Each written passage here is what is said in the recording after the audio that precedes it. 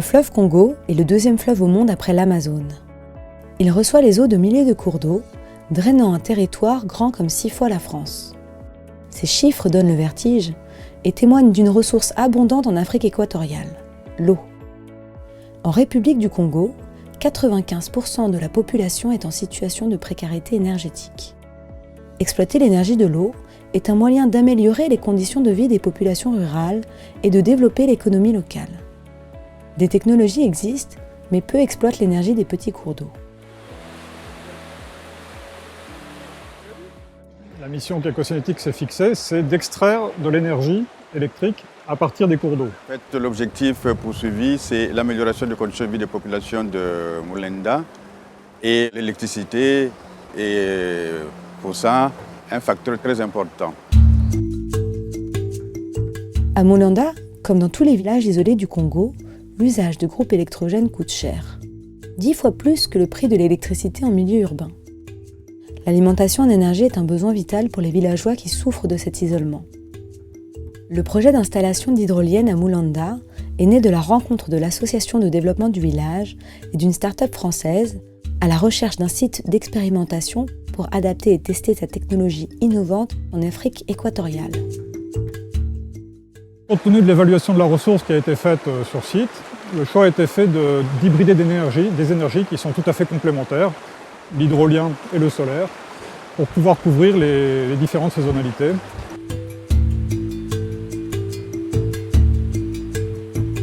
On connaît 2 saisons, saison sèche et saison de pluie. En période d'étiage, l'hydrolien produit moins. C'est le solaire qui fournit plus d'énergie. Par contre, en période de crue, c'est l'inverse qui se produit. Et donc, les 2 solutions, je crois, se compensent, se complètent.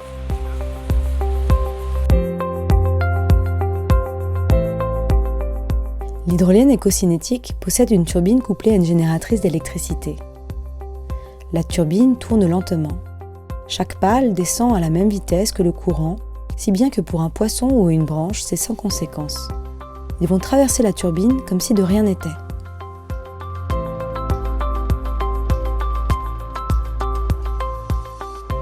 L'installation et la conception a été pensée pour être la plus simple possible, tant pour l'assemblage et la mise à l'eau que pour la maintenance ensuite, pour réduire évidemment tous les coûts d'exploitation pour les villageois. Il n'y a pas besoin de génie civil, pas de seuil, pas de barrage, on va juste créer des ancrages et on jette les hydroliennes à l'eau après les avoir branchées et ça fonctionne. Il faut donc raisonner par petits modules que l'on va agencer en fonction du site, en fonction du besoin.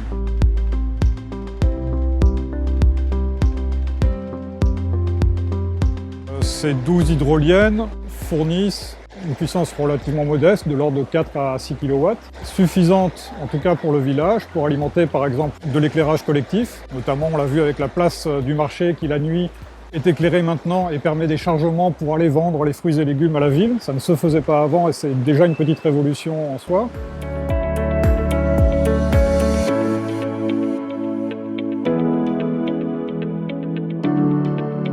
On a choisi les points les plus importants qui pouvaient du coup satisfaire tout le monde dans le village pour éviter les frustrations.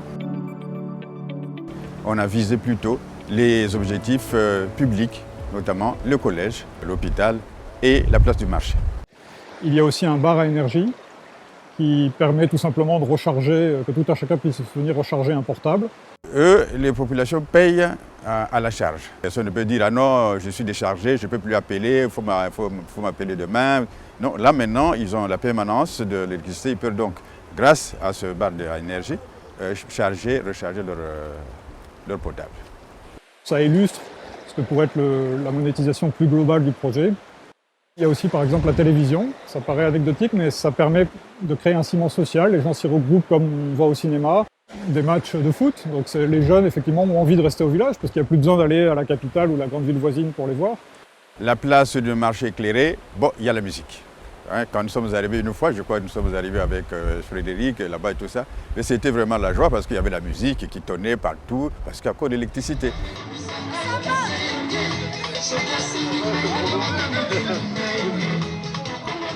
Et puis au niveau du marché, ça fait l'ambiance et tout ça. C'est là où se retrouve tout le monde. La nuit, il y a la lumière, donc ils ne sont pas pressés d'aller dormir. Et ça fait la joie au village. C'est donc très important.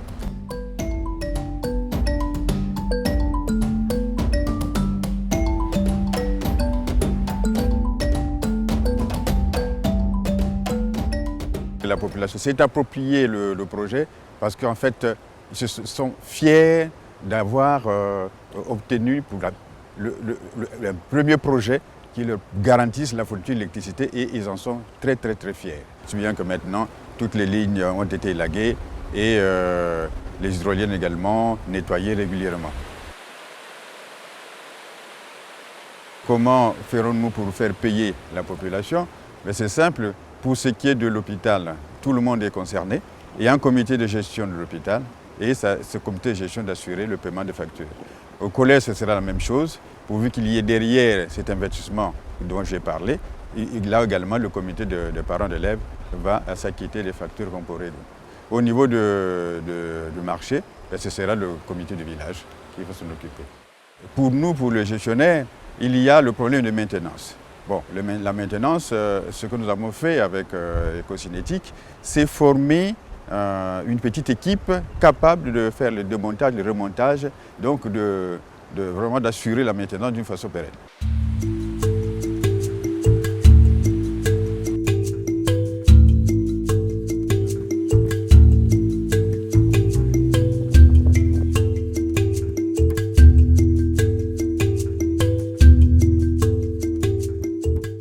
Là, nous sommes dans l'atelier, on est en train de démonter et remonter et remplacer les pièces afin de permettre à l'hydrolienne de fonctionner correctement. Alors l'hydrolienne, même s'il a été conçue la plus robuste possible et la plus simple possible, dans son milieu, va vieillir. Dans l'eau, il y a pas mal de forces en jeu, donc il va y avoir des efforts sur les ancrages qui sont à vérifier, éventuellement à reprendre, à renforcer. Des efforts sur les paliers, les roulements du système, donc ils sont à graisser régulièrement ou à remplacer de temps en temps. Des vérifications des connecteurs de génératrices, de la conversion électrique, l'état du parc de batterie qui est à surveiller de près évidemment. On l'a entièrement démonté pour voir le vieillissement des pièces et éventuellement les réparer. Ça permet à l'association et à cette entreprise de maintenance qui est en train de se structurer, de s'approprier complètement le projet. Maintenant, ils ont une très bonne expertise technique du sujet. Ils sont capables, à l'avenir, de réparer eux-mêmes, par eux-mêmes, tout seuls, les 12 hydroliennes du site de Moulenda. Mais on l'espère aussi à l'avenir, de nombreuses autres hydroliennes qui seront à installer, à maintenir. Il faut vraiment qu'il y ait une entreprise qui se crée, qui se développe sur ce métier-là. J'interviens en ce qui concerne la métallurgie des appareils hydroliennes. Et nous apprenons comment réparer ces machines-là, donc au futur on pourra intervenir sans pourtant qu'ils soient là. Donc l'objectif, c'est effectivement que l'association s'approprie la technologie, surtout du point de vue maintenance. Il faut effectivement pour l'entreprise et pour les futurs développements d'entreprise arriver à évaluer quelles sont les difficultés qu'on peut rencontrer. Et notamment, on l'a vu au fil des années, les difficultés techniques. La génération de produits a évolué depuis, grâce au site de Moulenda, notamment sur la partie ancrage. On a vu comment les faire évoluer, les rendre plus robustes, plus simples à mettre en œuvre, faciliter la manœuvre des hydroliennes, mise à l'eau, sortie de l'eau. La partie génératrice, par rapport à effectivement des conditions d'utilisation qui sont très drastiques. L'eau, l'électricité font rarement bon ménage et là il s'agit de rendre ça tout à fait efficient, même dans les pires conditions de crue. C'est sûr que pour les promoteurs, il faudrait que ce soit plutôt une production à grande échelle pour diminuer le prix.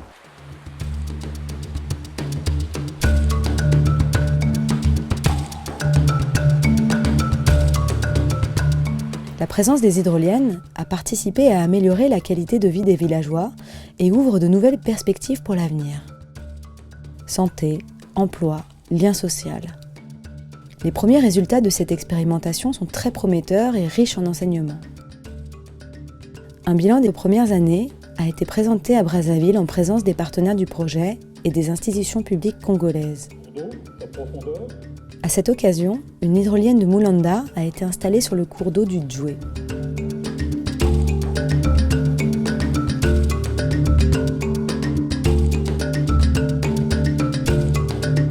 Rien de mieux qu'une démonstration pratique en conditions réelles pour susciter l'intérêt.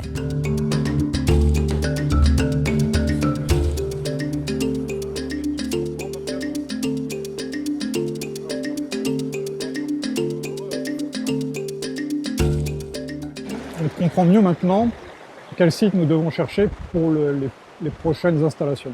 À l'avenir, que les autorités locales lancent des campagnes sur des programmes d'évaluation de la ressource et des premiers retours déjà d'informations arrivent. Il faudra aller préciser ça sur place avec des mesures plus affinées. Mais ça permet de quantifier le nombre de sites utilisables, ça permet de voir quelle énergie on peut extraire dans ces sites isolés, très concrètement. Ce projet mérite d'être dupliqué dans d'autres départements, d'autres villages, c'est très important. Parce qu'on ne va pas sortir de l'argent tous les jours pour acheter du gasoil avec le groupe électrogène. Et ça, au moins, quand vous avez la ressource, vous avez de l'eau, je crois que c'est vraiment la solution la meilleure.